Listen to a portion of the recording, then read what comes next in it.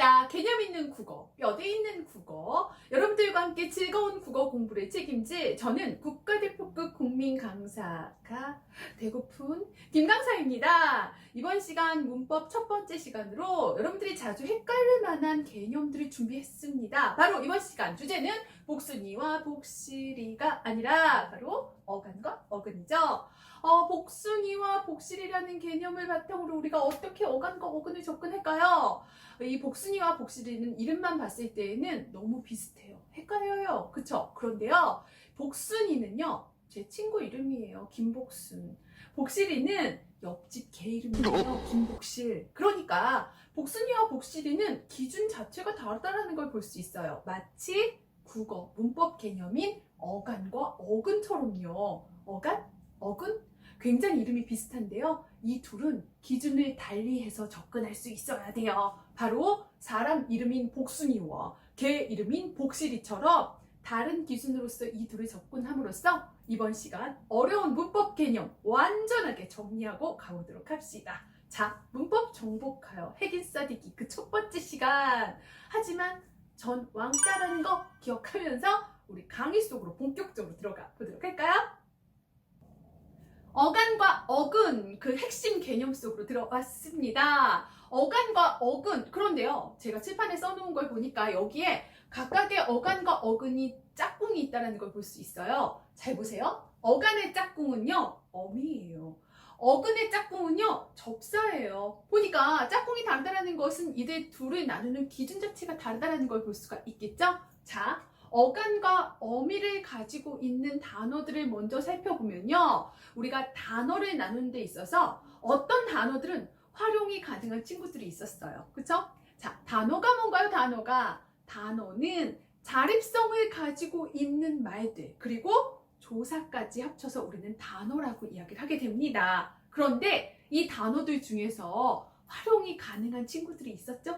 기억나요, 여러분들? 활용이 가능한 친구들은 동사, 형용사 이런 친구들이었어요. 동사나 형용사, 그리고 또 하나 조사 중에서 유일하게 활용이 가능한 친구가 서술격 조사 이다가 있었죠. 자, 어간과 어근을 설명하기 위해서는 바로 이 활용이라는 개념을 꼭 살펴볼 수 있어야 돼요. 단어들 중에서 활용할 수 있는 동사 혹은 형용사, 그리고 앞에서 얘기한 것처럼 서술격 조사 이다에만 해당되는 개념이 바로 어간과 어미라고 볼 수 있겠죠?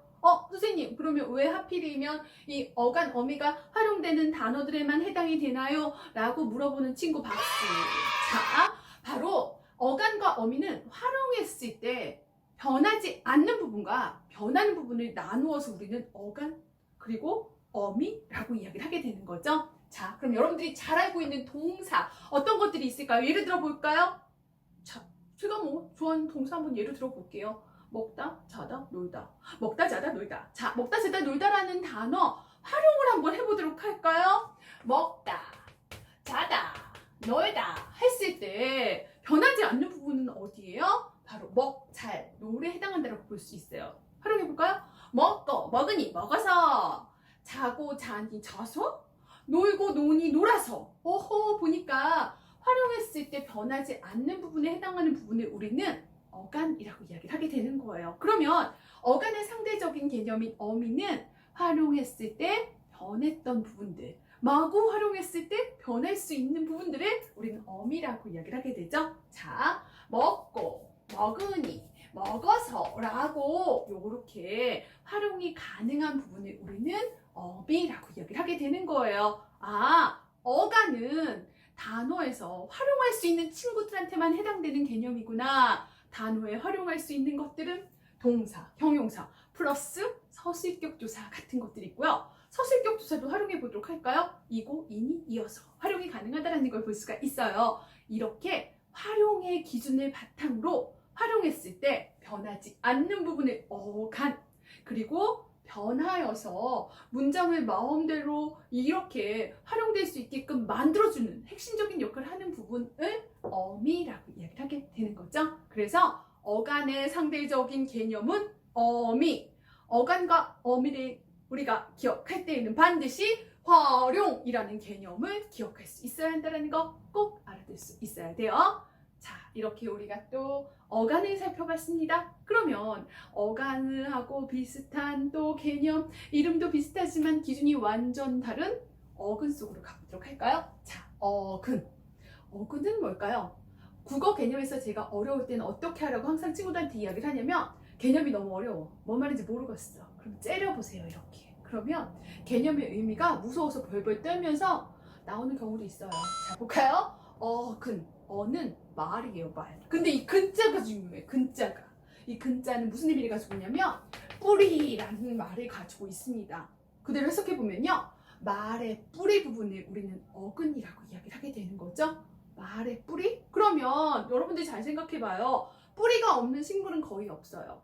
말 그대로 단어에서 뿌리가 없는 부분은 없어요. 앞에서 어간이 활용할 수 있는 단어들에만 해당되는 개념이라면 어근이라는 개념은요, 우리가 알고 있는 모든 단어에 해당되는 개념이라고 볼 수 있겠죠? 그러니까 어근을 기억하기 위해서는 모든 단어 동그라미 기억하고 갈 수 있어야 하는 거예요. 그러니까 어근은 말 그대로 모든 단어에서 뿌리와 같은 부분들, 뿌리라는 게 뭐예요? 핵심적인 부분들, 가장 중요한 부분들, 이것을 어근이라고 이야기를 하게 되는 거죠. 여러분들 이제 뭐 식물을 한 번쯤은 키워본 적 있을 거예요. 제가 또 식물을 또 죽이기를 잘하죠. 자, 식물을 어떻게 죽이느냐? 이파리만 딱 잘랐을 때는 죽지 않아요. 줄기를 싹둑 자른다고 해서 죽지 않아요. 어떻게 해야 하냐? 뿌리채 뽑아야지 죽죠. 말 그대로 뿌리가 없는 단어는 없어요. 모든 단어는 어근을 가지고 있다라는 거. 그러면 모든 단어는 어근을 가지고 있으니까 예를 들어 볼까요? 하늘, 하늘 자체가 하나의 어근이 되는 거예요. 여러분들 학교 갈 때 어떻게 해요? 선생님, 저는 책가방을 메고 학교에 갑니다. 그러면 여긴 어근이 몇 개예요? 책, 가방. 어근이 2개라는 걸 볼 수가 있겠죠. 그죠? 자, 보니까 우리가 알고 있는 단어, 그러니까 독립하여서 의지하지 않고 쓰이는 모든 단어는 모두 다 이렇게 어근을 가지고 있다는 거. 어근이 1개일 수도 있고요. 어근이 2개일 수도 있어요. 심한 경우 어근이 3개일 수도 있겠죠. 하지만 모든 단어는 어근을 가지고 있다는 거 기억할 수 있어야 돼요. 오호, 여기까지 살펴봤고요. 이제 어근 짝꿍을 봐야겠죠. 옆집 복실이 이 짝꿍이 옆집 아줌마예요. 마찬가지로 어근의 짝꿍은요, 접사예요. 이 접사라는 친구는 뭘까? 접사 또 개념을 또 이렇게 또 노려볼 수 있어야겠는데, 접사는요, 어근에 붙어가지고 의미를 제한하거나 의미를 보충하는 부분을 갖다가 접사라고 이야기를 하게 돼요. 그러니까 모든 단어가 다 어근을 가지고 있지만 이 어근만으로 의미를 드러내기에 조금 부족해. 뭔가 2% 부족하네. 이럴 때 그 의미를 제한하기 위해서 붙는 부분을 우리는 접사라고 이야기하게 되는 거죠. 제가 또 맛있는 걸 좋아하지 않습니까? 근데 선생님이 또 시골에서 자라가지고 우리 엄마가 철만 되면은 아주 맛있는 햇과일과 그 다음에 햇나물을 보내주셨으면 좋겠어요, 제발. 그쵸? 그런데 이 햇과일과 햇나물은 무슨 의미를 가지고 있냐면 햇 무슨 의미일까요? 햇이라는 말이 혼자 쓰이진 않아요. 반드시 과일이나 나물이라는 단어에 붙어서 쓰이고 있죠? 그러면 이 해는 무슨 뜻을 가지고 있냐면 과일의 의미를 보충하고 제한하기 위해서 그 해에 나온이라는 의미를 가지고 있습니다. 바로 과일이라는 어근의 의미를 제한하거나 보충하는 역할을 하고 있다는 걸 볼 수 있겠죠? 하지만 어근처럼 혼자서 의미를 온전하게 가지고 있진 않아요. 헷 한다고 해서 그 의미를 충분히 전달할 수가 없죠?